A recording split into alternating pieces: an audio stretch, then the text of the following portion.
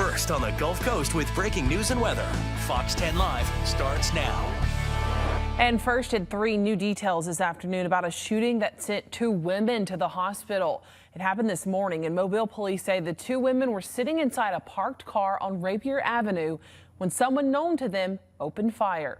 Investigators tell us both women were rushed to the hospital with serious injuries. No word right now on their current condition.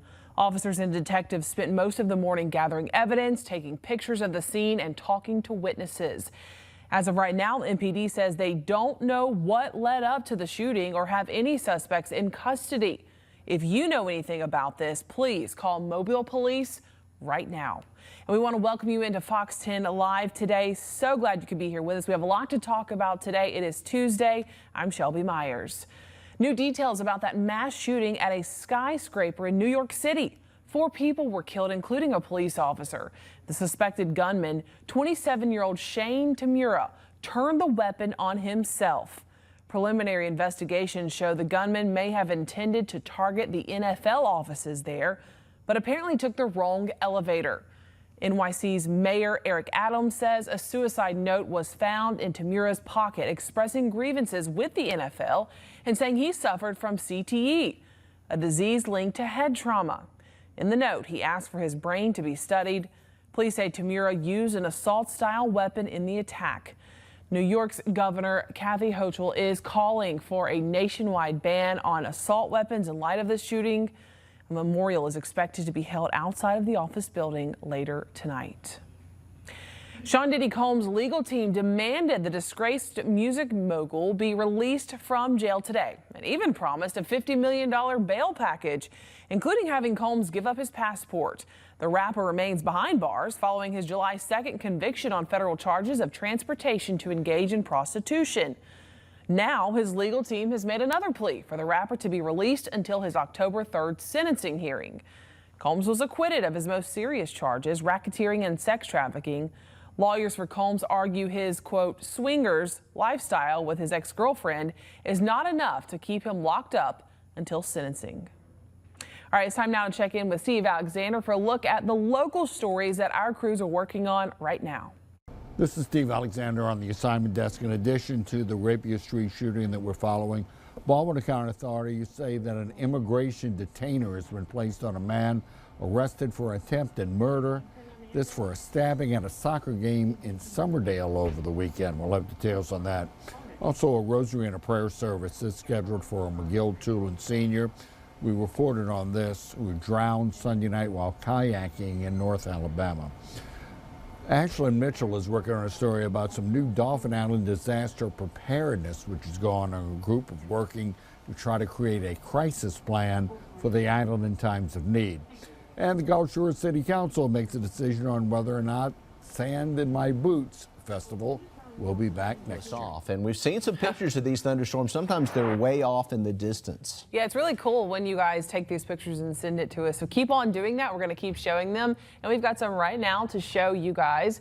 Keith sends us this beautiful sunset from Bay St. Louis. And this is across state lines in Mississippi. Yeah, you can see that distant thunderstorm there. It is way off. And so that sun kind of around that thunderstorm top there. That's a storm that's probably over in Louisiana from Bay St. Louis. Oh, wow. It's not that far, I guess, state line from Mississippi to Louisiana. No, and you're looking there. Way up in the atmosphere. I mean, that storm's long ways away. Very cool. All right, Harvison sends us this one, sunset on Dauphin Island. Another really pretty shot. Yeah, we're getting some hazy sunsets this time of the year with all the humidity and all the heat. That's a summer look to it there. Yeah, thanks for sending that one in. Julie has us the next one, double rainbow, and this is over Point Clear. You see the 2 rainbows, Jason? Yeah, I can see one of them, maybe a second one coming down just up to the right of it. Kind of through that cloud. Right. Very cool. We get lots of great rainbow shots, especially when you're going across the Bayway. It's really easy to see them there as well. So we like those rainbow shots. Caroline Witt sends us the sun setting behind the RSA Tower in Daphne. Ooh, that's a good one. That's a really good shot there, and that is a fireball going down in the western skies. We've been seeing a lot of that here lately with the heat situation, and we'll see that some more going forward, it looks like. We're celebrating that fireball when it sets because it is so stinking hot. But I found that the really nice time if you want to get an evening walk is honestly 7:30 in the afternoon. It's finally a little bit cooler to get out there. So me and Baker, right before his bedtime, we've been taking some afternoon walks around that time. Yeah, and really the morning is optimal, but yeah. I noticed yesterday that the dew point jumped from 77 to 80 yesterday evening in places like Pascagoula. It's really tough. The air is so thick when the dew point's that high, it's almost like you're swimming through it. Yeah, we can feel that. Every bit of that. All right, Michael McWhirter sends us video of Polly the Labrador staying cool in the heat. There he goes. Oh, that's so cute. I wish we all could be doing that to beat the heat. Some of us got to work, though, and our chief photographer, as you watch this video, he was telling me this, not chief, I'm sorry. One of our photographers was telling me this today. He said, is there a place that I can just go into where it's just like a refrigerator I can walk into? I'm like, well, you may have to ask some businesses if you can step into it, but that's kind of the feel. We want to cool down. It's really hard to cool down in the heat that we're seeing right now. All right, that dog just went down to the bottom of the pool, got something off the bottom, and came back up. I just saw that. That's impressive. And also, if you want to place it, I think Costco, you know, they have that open cooler. Yeah, you're right. Mm-hmm. Good idea. So if you want to cool down from the heat, you can go into Costco and their egg section over there. I think they got that open AC, open refrigerator. You can get the milk and all that stuff. Yeah, you're right. Good point, Jason. All right, thank you for sending in your cute dog. Polly is the best, and keep on sending your pictures and videos. There's multiple ways that you can do that. You guys have a way on the app. Yeah, the Fox 10 weather app. You just scroll to the bottom, and it says upload your photos. It pulls it right off your phone. Super easy. All right. Well, we will take a quick break, but we'll be right back here on Fox 10 Live. It's Tuesday. Thanks for joining us. Welcome back in. The northbound lanes of McGregor Avenue from Airport to Berwyn Drive temporarily closed today. And this means you won't have access to the McGregor Square Shopping Center from McGregor Avenue. You'll have to use Airport Boulevard and the service road instead. The work is expected to last about 2 days. The paving operation is part of the ongoing South McGregor Avenue project. Gulf Shores has landed a new nonstop flight as Allegiant expands its service. Travelers heading to or from the Alabama Gulf Coast will soon have a new convenient way to fly to and from Nashville. Allegiant Air announced a major nationwide expansion this week, and hey, Gulf Shores is on that list. Starting November 21st, Allegiant will launch nonstop services between Nashville, Tennessee and Gulf Shores International Airport. Tickets for the new route are already on sale at Allegiant.com with introductory one-way fares as low as $49 for the new route, with travel dates running through early 2026. You can expect to start spending a little more for bathroom and laundry items. Manufacturing giant Procter & Gamble announced fiscal guidance for 2026 this week that features a $1 billion pre-tax hit caused by the Trump administration's tariffs. The company says there will be mid-single-digit price hikes for roughly a quarter of its products. Procter & Gamble's stock was downgraded by both J.P. Morgan and Evercore earlier this month. A new study suggests dramatic lifestyle changes may fight early-stage Alzheimer's disease and in some cases begin to reverse it. The study published by Dr. Dean Ornish involved an extended program of intensive lifestyle changes, including diet, exercise, stress levels, and social interactions. He said not everyone benefited, but nearly half did show improvement in 3 or 4 standardized tests. According to Dr. Ornish, the study shows more intensive lifestyle changes may potentially stop or begin to reverse cognition decline in many who already have Alzheimer's disease. A cancer survivor from Connecticut is raising money to help other cancer patients. Chris Calby is planning to participate in a 15-mile swim marathon in the 38th annual Swim Across the Sound. It happens August 2nd, and Calby will swim from Port Jefferson to York to Bridgeport, Connecticut to raise money for cancer patients and their families. The event welcomes people to swim, donate, or volunteer. It's already raised more than $300,000. What a great thing to do, and hopefully many more will donate to support. All right, Jason, thank you. So this next story you're about to see just shows how important it is to get your pets microchipped. How Bo the cat traveled more than 200 miles is a secret only he knows. He did it sometime between now and 6 years ago when his family lost him. But now he's finally being reunited with them. Smile for the camera. We lost him about 6 years ago. We opened the door one night to our RV and he just slinked right out and tried finding him. We tried for weeks, but we couldn't find him at all. So now we're here almost 6 years later.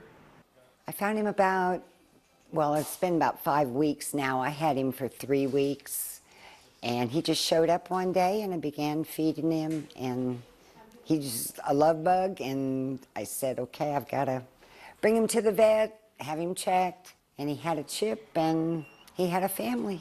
So I looked up the microchip online and it popped up with just his name, contacted the company, and they gave me the rest of the information I needed to hopefully reunite him with his original owners. I got a Little Rock, Arkansas number. We live in Springfield, so almost didn't pick it up, and then when I did, they just asked me if I owned a cat named Bo, who I had not seen for 6 years. And they have Bo, and I just started bawling, and I was, I asked, is he okay? And he said, yeah, he's fine. And so I just said, when do we go get him? My brother, he started like getting dressed, like, we gotta go get him. We gotta go get him. Okay, how far away is it? And then when I heard it was in Little Rock, I thought it was gonna be in like Springfield, and we could go get him like today, but we had to wait. We had to wait a week. And then when I saw him, I just freaked out. So like, it was the best. Well, when I found out he had the chip, I was happy, but I was sad because I wanted him to be mine, but it wasn't meant to be, and I'm glad he's going home.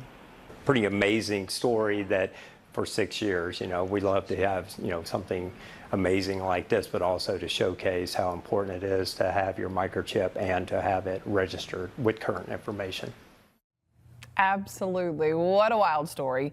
It usually costs about $45 to microchip your pet, but do your research. Some companies offer microchip registration at no cost. All right, we've got more coming up for you after the break. You are watching Fox 10 Live. A couple of stormish looking clouds out there. This is a live look in downtown Mobile from the Bankhead Tunnel, or looking into the Bankhead Tunnel, I should say. We'll be right back after this.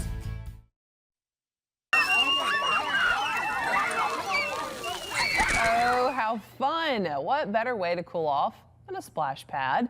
This was the scene in Daphne today when the city turned on the water at the new splash pad at Joe Louis Patrick Park on Johnson Road. It opened at 10 a.m. and the kids were having a blast, as you just heard there, and you can see on your screen. You can bet a lot of people are going to be using it before school starts in the coming weeks because it is hot, as we've talked about. So hot, all you can do is get in water or stay in the AC. Another splash pad will be opening tomorrow. This one will be in Mobile at Lawn Park. The water is already flowing, but won't officially open to the public until tomorrow. This splash pad was built with a nature theme to help complement the surroundings. It will be Mobile Parks and Recreation's 7th splash pad in the area. The ribbon cutting will be tomorrow, 11:30 a.m., and then it will be open for everyone to go out and cool off and enjoy. The school bells will be ringing in just a couple of weeks, and parents and students are getting their school supplies together now. And Fox 10 is committed, of course, to making sure every student starts the year prepared. We are teaming up with Tobias & Comer Law Firm, White Spunner Construction, and Sandy Sansing dealerships to help collect school supplies for local children. We're still looking for items, and you can help. Things like clear backpacks, notebooks, 3-ring binders, pens, and paper.